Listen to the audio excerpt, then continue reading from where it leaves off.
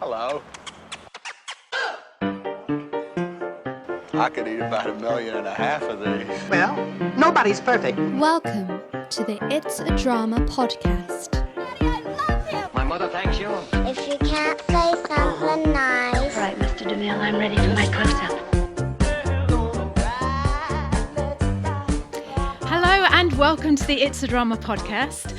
I am Liz, presenting the podcast that gives you on-the-ground, honest advice and tips about all things travel and lifestyle. And today I am so excited because literally my heart is pounding. I've got my first live guest on. So welcome, Mark. Thank you very much. Glad to be here. Yeah, so I'm just going to give you a little bit of background about what's happening, and then I'm just going to let you introduce yourself and say hi. And you sound so calm. Look, you're the guest, and you're This is great. So Sonny's away with his girlfriend today, so he's not doing the podcast, and I have got Brian's cousin Mark staying with us. He's with Brian's brother and Brian's uncle, and they've come over from America. I'll let you tell him all about where he lives and everything, but I just thought it would be a really good idea because our New Zealand podcasts are really popular, but it's always me and Sonny saying, "Oh yeah, New Zealand's great, just come over." But you know, it's fun. I'm going to grab this opportunity to take someone who isn't from New Zealand and has come here for the first time. Yep. It's just going to be a really casual look. We've got wine, right? Yeah, thank you. Yeah, we've got wine, That's and we're handy. just going to have a little. We're just going to have a little chat. So, tell me about who you are and where you're from. Yeah. My name is Mark Condon, and I was born in Liverpool, England. And when I was just a small child, my mother and father, my father, who was American, moved to the United States. He was actually stationed in the UK. Through the U.S. Army, and then met my mother. He had my brother and I'm a twin. And back in about 1962, we moved to the United States, and we lived in Virginia. Then we moved up to Rochester, New York. Right. And I really pretty much have been there ever since. I grew up in Rochester, and then from there, I went to school in Boston, Massachusetts. That's where I met my wife, MJ, Mary Jean. And we got married in 1990, and then moved to Rochester because at the time I was working for Eastman Kodak Company, and they're based out of Rochester. So we moved to Rochester, and we started a family. We have 4 boys, and we're very blessed. And all the boys are now grown up, and our last one is in his last year of staying home. And then MJ and I are going to be kind of empty nesters. Oh. So, yep. So it's been beautiful. I feel very, very blessed for the life that I've had. MJ and I own our own business, and we have for the last 25 years, where we sell products for offices, office machines, all the supplies, all that across the United States. So, Right, okay. Yep. So, Thank you. Yeah. And you're Brian's cousin. yes. So Brian and I are cousins, and we would go back to England every once in a while, and as kids, Brian, Dave, myself, my brother Dean would play out in the yard and out across the street and in Maudsley, I think it was, and then Liverpool. And then over the years, we would go back. But then there was a stretch for about probably almost 30 years that we didn't see each other just because everybody gets caught up in their own lives. Well, it's quite funny because when I first met Brian, I think we'd been, so Brian's my husband, if you don't know that, but when I first met Brian, our sound man, he was just, the first year I met him, he was like, "Oh, I'm going over to America to see my brother and my cousin." And that cousin was you, unbeknown to me. Yep. And he came back and he showed me all these pictures, and it just looked so cool. You were doing stuff like drinking beer in hot tubs and, on Miami Beach. And everything just looked so American and so cool. And he talked about you a lot. He always talked about my cousin Mark. And the same sort of thing, we had our family, and how many years is that? Like 30 years probably, isn't it? That he saw you. And then on our big round the world trip in 2018, he said, I'd love to go and see my cousin Mark in Rochester. Yeah. And we came to visit you, Yeah. and the rest is history. Well, I remember isn't getting it? the text message that, hey, Mark, would you be open for us to come over? And it was absolutely come over, open door. And I'll never forget when you and Sonny and Tess drove up in our driveway. And I just couldn't believe that it was actually happening. Yeah, after that we were all those actually years. there. Yeah. And you know what? I said this to you the other night. I was really nervous because, I didn't know. I'd met you once when I was really young and just silly. And I didn't know you, and I didn't know MJ, who's Mark's wife, is just absolutely beautiful. We've become really close friends over the last 2 years. And looking back now, I'm like, Liz, why were you so nervous? But it's a big thing to go and stay with a family that that you don't know. And plus, I was bringing my 2 teenagers. Yeah, and, in a different country. Yeah. And then you were just getting started really on your whirlwind trip around the world. So yeah. And we absolutely loved Rochester. But listen, me and you can just go on for ages about what was it like and all the things we did. But the reason I want you to, and thanks so much for coming on the podcast, Mark. I know it's like, so when we were in America with you, we said, please come with Brian's brother and come down to New Zealand and see us. And you know what, Mark? When you live in New Zealand, sod all people come to see you, honestly. They just don't make that trip. Yeah. If someone comes and sees you, you're like... It is a long way. Yeah, it is a long way. How long did it take you to fly here? We flew from Rochester to Chicago, and it's about an hour and a half flight. And then from Chicago to Auckland was 15 hours and 45 minutes. Right. And it was a direct flight. And then from there, of course, from Auckland to New Plymouth. But overall, if somebody was to travel here, you probably should expect about a 24-hour trip. Really? Yeah. So what, like door just to because door? of layovers. Yeah, and the connections. Well, don't tell them that. They'll never come. I'll never see anyone ever again.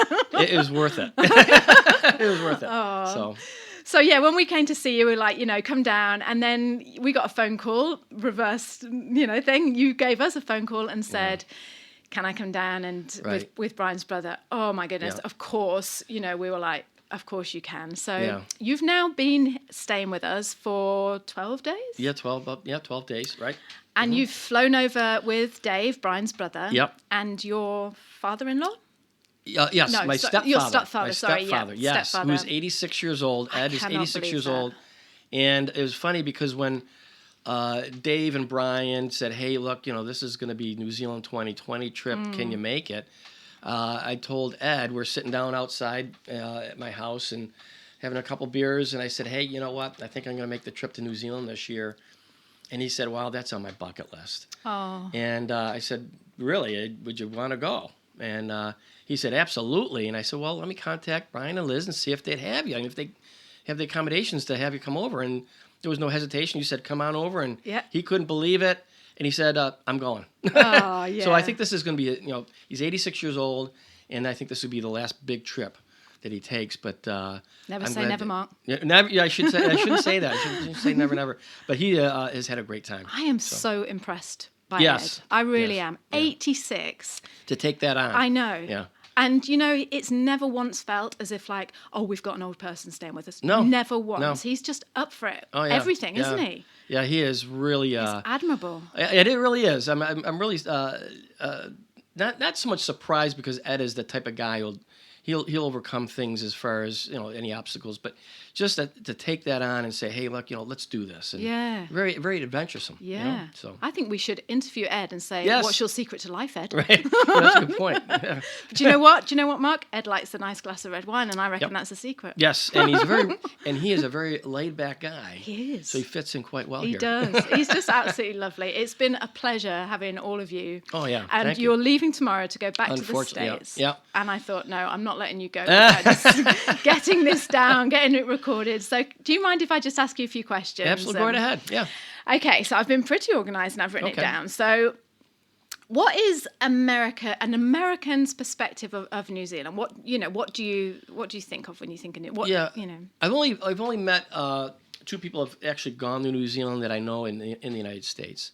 But I think the overall perspective or thought of New Zealand from the United States or a typical American is that New Zealand's kind of just like an offshoot of Australia. Oh, so, really? Yeah, so when I sent out a message on Facebook and also texted to some of my friends that I was going to New Zealand, they were like, oh, great. And they sent me these emojis of kangaroos. Oh, no. And so they think kangaroos are all over New Zealand.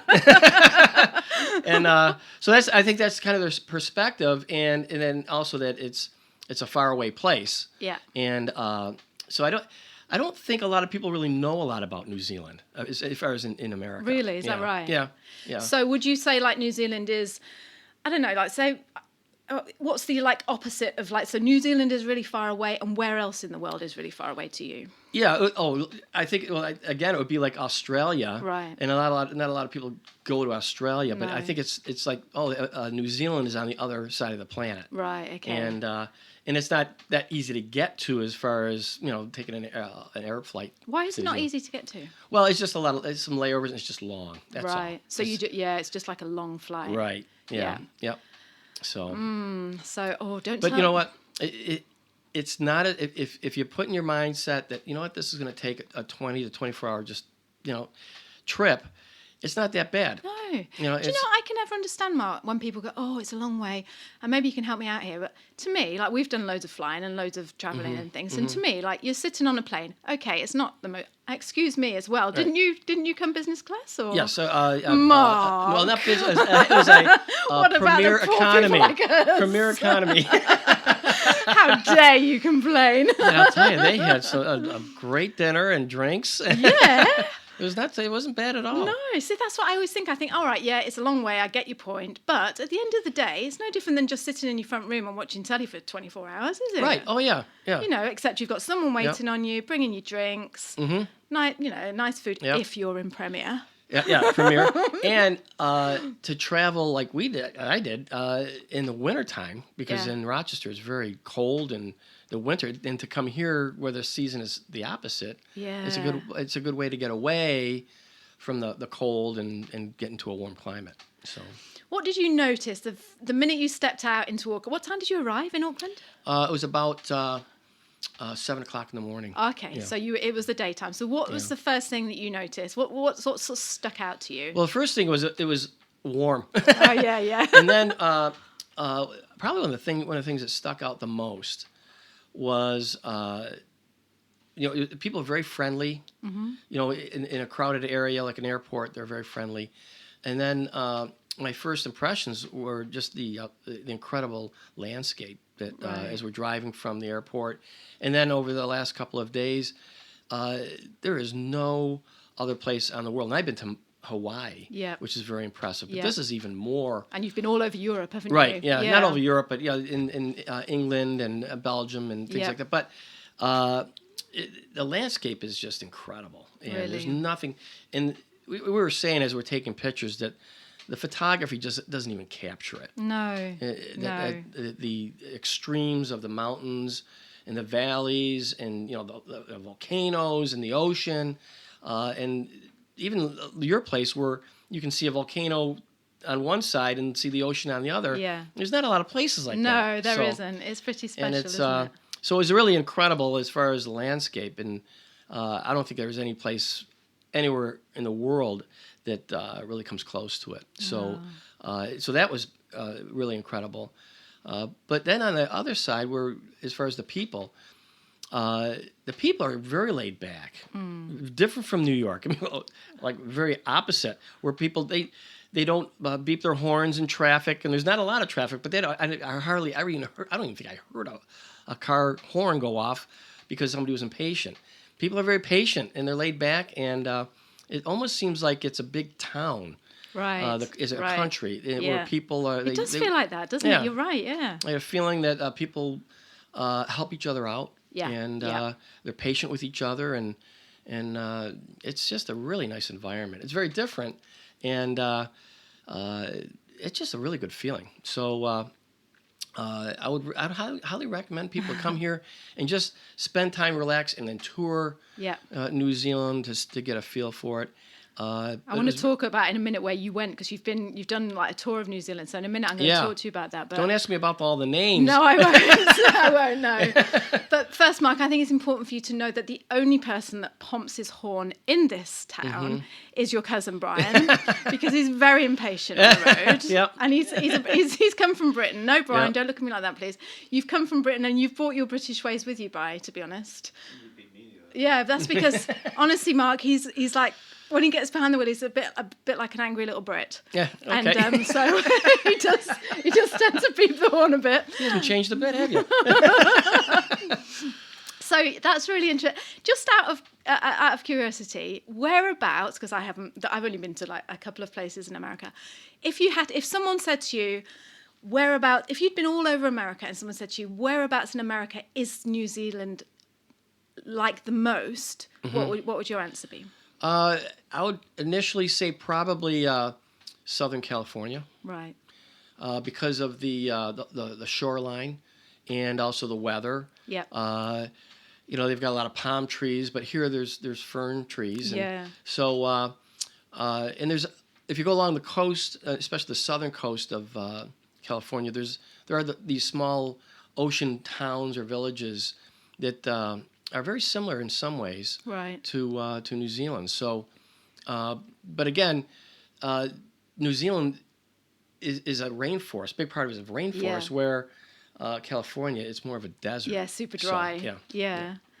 I really like what you said about like the town, it feeling like a big town, because that really nails it actually, because it does feel like that, doesn't it? Yeah, I mean everybody's kind of like, this is our town, and they kind of help each other out as far as, and are patient with each other. Yeah. And everybody's laid back, and I went just like today. I accidentally turned. I bumped into someone, and they're apologizing. Where actually I'm the one who bumped into them. So, it's kind of nice that people are very polite and they're considerate of each other. So, yeah. Oh, that's good to know. Yeah. So Brian took you on a road trip. So you've come to stay with us. We live in Taranaki, which is on the west coast of the North Island. And as Mark said, we've got the volcano. If you've never been to Taranaki, I highly recommend. Do you know what? It's a shame. I recommend it, but it often gets missed, Taranaki. Oh yeah. Because people tend to go to the big touristy Rotorua, Taupo, or Auckland, Wellington, and then over to the South Island. So it's a shame because it gets missed. Yeah. It's special, and isn't it, people have Mark? told me that. They're like, wow, you're in New Plymouth, and they're like, oh, usually people go over to the the east side of the island. So, but, and it's overlooked. Yeah, it is. So. What do you think of the black sand? Oh, it's totally different, and. Yeah, I didn't expect that. So I'm used to seeing the white sand, and to see the black sand, that was really neat. And to think that's all from a volcano activity. Yeah, and it glistens and it's magnetic. It's just so special. I remember when we first came here, and we came from England. We'd only ever seen white beaches, right? And we had the kids. They were like 8 and 5, and they were playing on They went in the sea, and then they were playing in the sand, and they were literally just covered in this black sand. And me and Brian were like, ugh, it's gross. It just looks so dirty. It's just horrible, Yeah. It took a while to get used to that. But it feels the same. It does. It's super soft, isn't it? It's very soft, yeah. But you've got to be so careful, because I don't know if you've been down there when as soon as the sun gets on it, it burns your feet. Yeah, like, literally. I haven't been in there when it was really hot, but I can see how that could happen, Yeah. So, Brian took you to, I didn't go, I stayed at home to look after the dog, but Brian took you to the middle of the North Island. Right. So you went to Rotorua. Yeah. Oh, look, I just sounded American then. I went like this, Rotorua. Rotorua. Yeah. Rotorua, Mark. Yeah. You went there, and tell me the things that you did when you were there. Well, we went to it was like amusement park where we and that was a lot of fun. And but also we toured around the area, and one of the things I think really stood out to me was the drive back. We went to the Forgotten Highway, went that route. Yeah, Forgotten World Highway. And that was I think it took us about 5 hours to get back, and just the landscape was just incredible. Yeah. In fact, God, Brian could drive well, because some of those were getting pretty close to the edge. So. Was he driving all right then, Mark? And he was driving quick, but no, it was just breathtaking, and to see these little villages that people live in, and then we drive through them, And we stopped at one of them, and I couldn't say the name. It's a long No, name. it's like Wangamamama or something, isn't it? Yeah. And we stopped there, and it was nice just to talk to the people there. Yeah. And they were You're always, really chatty. I've noticed that, like, when you go to the pub and stuff, you just start chatting to people. Yeah, I like this. Yeah, I like to just talk to people, see where are they from, and Yeah, it's great And to do sometimes I that. think, why are you here? This is in the middle of nowhere. Yeah. What do know? you do for a living? Right, What do you yeah, do? yeah. So it's fascinating. Yeah, so it's fun to meet people and just to talk to them and get a kind of feel for what the country's like. Yeah. That's all. And you saw the hot springs, the bubbling. Is it geysers or geysers? What do Americans say? We call them geysers. A geyser, yeah. I just say what you say, Mark, because you're and cool. People are saying geezers. Geezers are old people in the United States. Oh, really? Okay. yeah, that's what we say in England. Right. It's always an old geezer. And that was really neat. And then our tour guide was a native, what do they say? A Māori? Māori. Yeah. So she did a great job and took us around the geysers and all the mud pools. Yeah. And we also went and saw some volcanic creeks and rivers where the warm water came down. I Yeah. was really impressed for how hot the water was. Yeah, it's So- actually really hot, isn't Yeah, it? yeah. It gets really So- hot. Oh, I'm glad So- you had a nice time. Oh yeah, and it just it's something I've never seen before. It wasn't something I expected either. Are there hot pools in America? Yeah, there are some like in Yellowstone Park, but I haven't been Right. there. Whereabouts is that in America? It's more like toward Utah, Okay. Wyoming. It's more to the west side of the country. Yeah. So yeah. Has New Zealand got like because this is what I always think that when we were in Britain and we were like thinking of emigrating, New Zealand had that, and I didn't know if it was the same for Americans, that green nature. Has it got that sort of reputation in America? Yeah, I think so. I think it's viewed as like a tropical island. Right. And but I just haven't met a lot of people that have gone. I know two people. One of them actually is a cousin from the United States. Came here with his wife for their honeymoon. And as soon as I said, I'm taking a trip to New Zealand, he's like, "Oh yeah, we had a great time." Yeah. And so I've always had an impression that New Zealand would be a lot of fun to go see, kind of like something in my bucket list Yeah. that I've wanted to do, and I'm glad I did it. Did you think it was going to be more backward than it is? Because a lot of people come here and they're like, "Oh, I didn't think there'd be shops," and you're like, "Well, did you think? Did you think we live in mud huts?" It's interesting saying that there's a lot of things in the United States that are totally different than here. You have these big shopping malls Yeah. where there's not that here, No. and big grocery stores and things like that, and I think it's just because of the population. Yeah. Just where I live in Monroe County, it's about 1 million people. And Really? Yeah. So there's Just million where you people- live? Yeah. So I think there's like 4.5 million people in the entire country of New Zealand. Yeah. So there's just not that many people.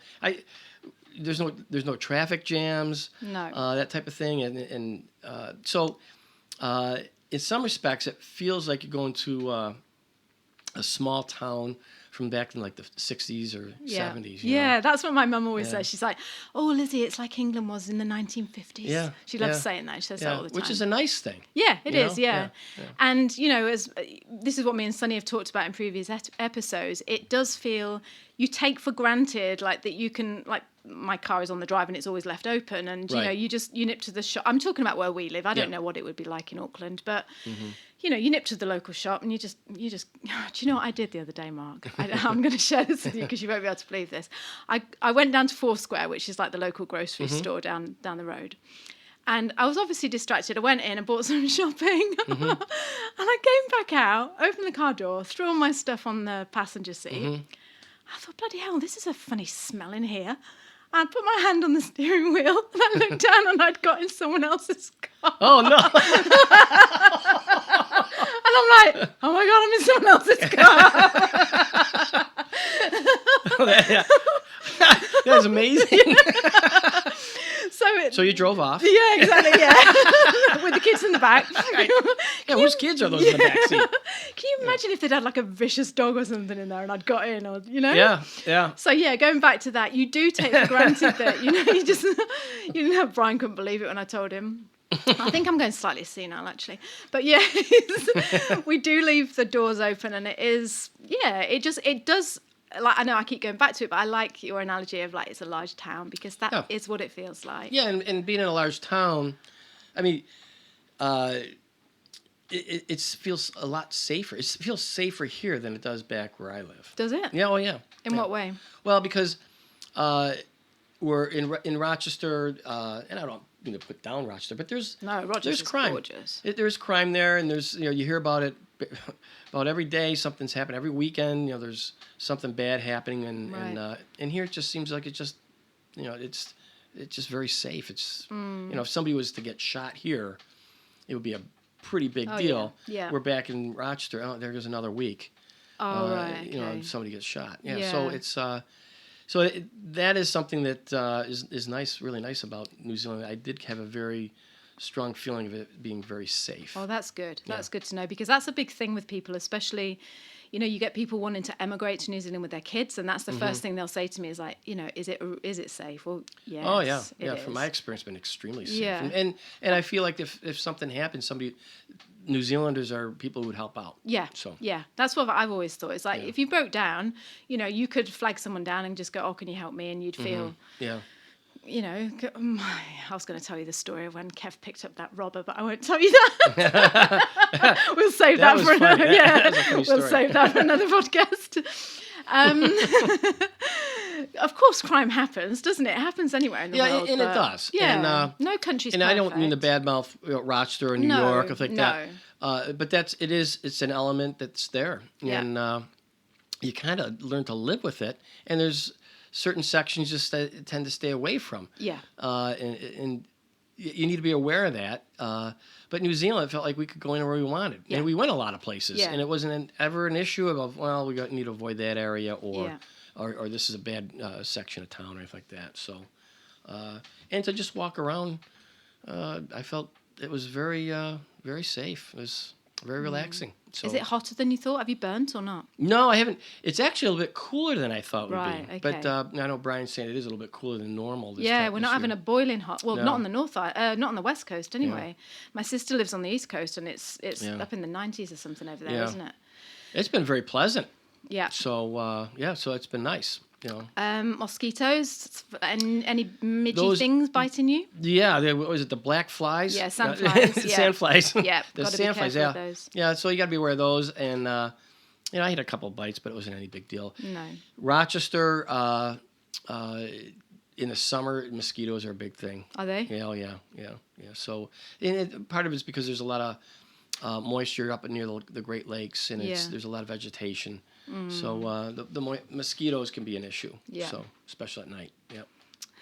And the last thing I just want to talk to you about is the cost, because that's the other thing. Like Americans are always saying is like, how far's my dollar going to go? How have you found that? No, the dollar goes very well. I think I can't remember what the exchange rate was, but it's very affordable. It's much more affordable than going to somewhere like Europe. Right. So it's. That's probably one of the advantages is I think it's probably about 25 to 30% less with the exchange rate. Is it? Yeah. Yeah. Europe's not cheap anymore, though, is it? No. Especially not places like Italy and England and stuff. We've found that you expect to go there and no, it was certainly not for the New Zealand dollar anyway. No, it goes along. The U.S. dollar goes a long way in New Zealand, and so that was good, and it made it much more affordable than I thought. So. And you have to be prepared. It's a long travel as far as airfare, so you're going to pay more for the airfare. Yeah. But it's not unreasonable. No. And to go to somewhere where like New Zealand, it's one of these things. You just got to do it. It's when they say just do it. Yeah. I think you need to really use that when you think about New Zealand. Just do it, and then after you've gone and seen it, you go, yeah, that was well worth it. Yeah. So. Oh, I think that's a really nice place to leave it as well, because that's like, just do it. That's really great advice. Yeah. Now, well, you did it with going around the world. You just got to do it. Yeah. And then you find that it's not as hard as you think it's going to be. No, it's not, is it? And it really isn't. And then, especially from people coming from the United States to New Zealand, you speak the same language. I know, yeah. So it's not like you're going to be feeling like I can't even talk to anybody or nobody's going to help me out or anything like that. Except, Mark, you say Rotorua And I say Rotorua. Rotorua. Rotorua. You know, the only reason I got you on this podcast is because I love your accent. No, I didn't even think I had an accent. you got a really, really nice accct. A Rochester accent. Yeah. Is that like a New York accent? New York. No, I love it. It's really nice. Thank you so much. Thank you very much. And then the next trip, I need to get my wife MJ to come Oh, over. do you know what? I'm going to get MJ over, and because she hasn't been over, and no. Yeah, I just keep saying to her, it would just be lovely. I know what you mean. It's a long way, and that's what puts people off, isn't it? But I think it's the biggest obstacle. And as soon as you say in your mind, you know what, it's going to be a plane ride, and it's going to be an overnighter. And, you just suck it up, don't you? Yep. Is there anywhere in America that you travel that's an overnighter, or is everywhere? Yeah. No, you can get anywhere in the United States. Can you? Other than anywhere in the United States. Alaska's a big trip, but. And I have not been to Alaska, but to go to the West Coast is not a big deal. Right. So, and it just, now that they've got direct flights out of Chicago, right to Auckland, it makes it a lot easier. Yeah. Well, the next time I have you on here, I hope to have your lovely wife, MJ, sitting next to us. Yeah. And thank you so much, Mark, for coming on the podcast. Liz. And thank you for having me. You're welcome. All right. Okay, bye. Thanks, bye. Thank you so much for joining us this week on the podcast. We have loved having you here. If you guys could subscribe to us on iTunes and leave us a 5-star review. Oh yeah, that would be nice. That would be absolutely amazing. And make sure to share the podcast with your friends. And if you'd like to hop over to the blog, find one of the little boxes that ask you to drop your email. I will send you a newsletter every week letting you know when we've released our new podcast. That will go straight into your inbox. So it's www.itsadrama.com. All right, guys, enjoy the rest of your day, and we will see you next week for another podcast. Look forward to it. Bye-bye. Bye. Bye.